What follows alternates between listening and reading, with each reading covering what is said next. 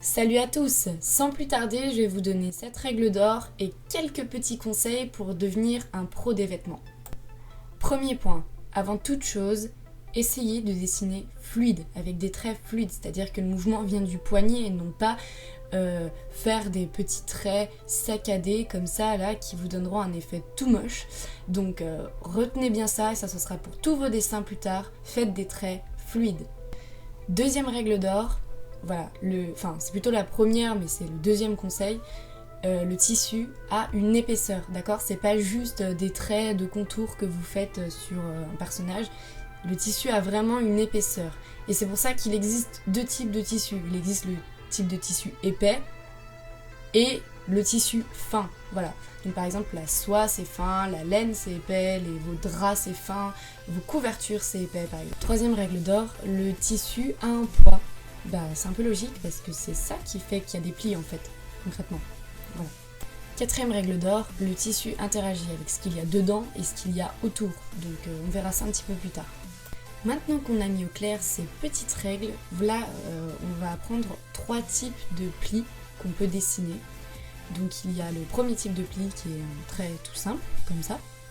Le deuxième type de pli qui est une sorte de crochet, et dans un sens et dans l'autre. Et le troisième type de pli qui est en fait ce que j'appelle une sorte de U, voilà, un pont. Donc vous vous accrochez bien, maintenant, voilà, ce qu'on va faire, c'est qu'on va répéter le motif 1, 2, 3, 1, 2, 3, 1, 2, 3. Ici, on a donc simplement représenté un tissu qui était posé sur une barre ou quelque chose et qui tombe avec son poids et qui fait des plis. Cinquième règle d'or, plus votre tissu est serré, plus il y aura de plis et plus ils seront rapprochés. Sixième règle d'or, on peut simplifier, mais pas trop non plus. Vous voyez, là je fais des vagues, mais en aucun cas je vais faire un trait tout droit comme ça.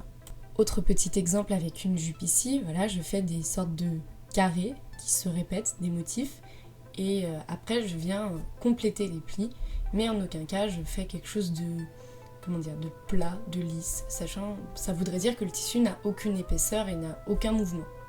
Ah, vous aimez les froufrous, hein? Normalement, ouais, on aime. Donc je vais vous faire un tout petit dessin et je vais vous expliquer, en mettant tout en application ce qu'on a vu avant, comment ça devrait rendre à la fin. Dans un premier temps, on a simplifié ici en haut en faisant les carrés, comme je vous dis. Dans un deuxième temps, on a dessiné la manche. Dans un troisième temps, on a relié la simplification et la manche. Dans un quatrième temps, on a donné une épaisseur, un volume au tissu en ajoutant les trucs sur les côtés, les froufrous sur les côtés. Ensuite, on a appliqué notre fameuse règle du 1, 2, 3, 1, 2, 3, sauf que là on a juste répété le motif numéro 3, et ici le motif numéro 1. Ensuite, on a fait notre simplification de manche, et on a enfin encore répété notre motif 1, 2, 3. Allez, petite astuce, quand on a une manche qui tombe ou quelque chose comme ça, on fait pas un seul trait, mais moi mon astuce c'est d'en faire 2 pour donner un petit peu de mouvement et de volume aux vêtements. Pour terminer, ici je vais vous illustrer ce que je disais tout à l'heure, comme quoi le tissu réagit avec ce qu'il y a en dessous et dedans. Donc ici on a fait, imaginons qu'il y a 2 piliers, voilà, et que le tissu est tenu par ces 2 piliers.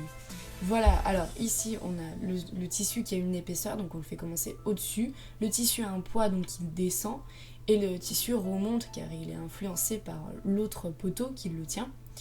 Et on peut ensuite agrémenter de plis divers, un peu aléatoires je vous avoue, pour compléter notre dessin. Imaginons qu'on vienne rajouter un poids dans ce tissu. Voilà la modification que ça engendrerait. Donc le poids tirerait sur le tissu et viendrait suivre la déformation, enfin suivre l'objet. Tenez, on peut voir sur les côtés que j'ai pas appliqué ce que j'ai dit, c'est-à-dire que j'ai fait descendre le tissu tout droit et que j'ai pas essayé de faire en plusieurs fois. Donc on va voir un petit peu plus tard que quand je rajoute des détails, et plus vous voulez rajouter de détails, plus le tissu aura l'air réaliste.